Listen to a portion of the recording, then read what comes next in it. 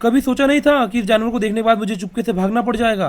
तो दोस्तों आज के दिन की शुरुआत होती है पुराने इंजन की सर्विसिंग करने के बाद और उसको स्टार्ट करने के बाद, क्योंकि दोस्तों इसको आज हमको लेके जाना था खेत पर। फिर ट्रैक्टर और अपने सीडील को लेकर मैं निकल पड़ता हूँ अपने खेतों की ओर, क्योंकि आज जाकर खेत पे हमको करना थी गेहूं की बुआई। खेत पे पहुंचता हूँ तो देखता हूँ कि ट्रैक्टर जो बीज लेके आया था पहले ही पहुंच चुका था। फिर खोलता हूँ दोस्तों मैं अपने ट्रैक्टर की टंकी का ढक्कन और उसमें डाल देता हूँ सारा डीजल, जो कि मैं पहले ही पंप से ला के रख चुका था घर पे। और डीजल डालने के बाद दोस्तों मम्मी कर देती है ट्रैक्टर की पूजा और मैं भी चढ़ा देता हूँ नारियल, क्योंकि नए काम की शुरुआत बिना पूजा पाठ के अधूरी होती है।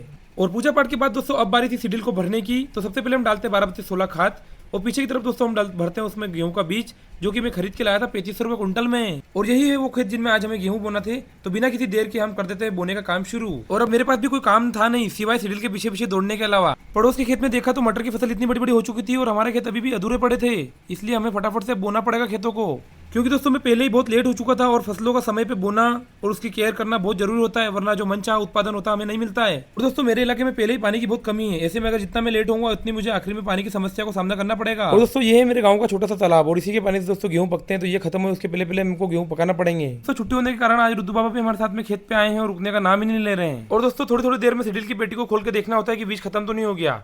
और इसी साथ दोस्तों बीज कम पड़ जाता है तो हम फटाफट से एक पोटली बीज की बुलवा लेते हैं। और जैसे ही ट्रैक्टर अपना राउंड कंप्लीट करके वापस आता है तो हम ट्रैक्टर को रुकवा लेते हैं और सीडील की पेटी को खोलकर उसके अंदर बीज को वापस से रिफिल कर देते हैं, क्योंकि दोस्तों अगर सीडील खाली चल गई तो वहां पर कुछ भी नहीं उगेगा और इसका पता हमें चलेगा 4-5 दिन बाद। इसलिए बिना देरी किए सीडील को लोड करके हम रवाना कर देते हैं। देखो देखो दोस्तों ये है मेरी मेहनत का पसीना, जो कि मेरे चेहरे से टपक रहा है टपाटप से।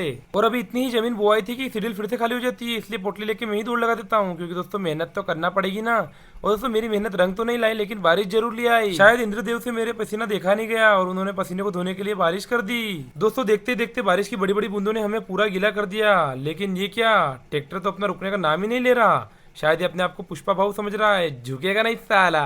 खेत बोते बोते पता नहीं कब हो गई शाम और फिर ले ली मैंने अपने हाथों में ट्रैक्टर की कमान। फिर क्या घंटों का काम चुटकियों में हो गया और मैं निकल पड़ा अपने ट्रैक्टर को लेकर घर की। अब आप कमेंट करके बता दो कैसा लगा आपको मेरा पहला मिनी ब्लॉग, और हाँ सब्सक्राइब करना फॉलो करना मत भूलना।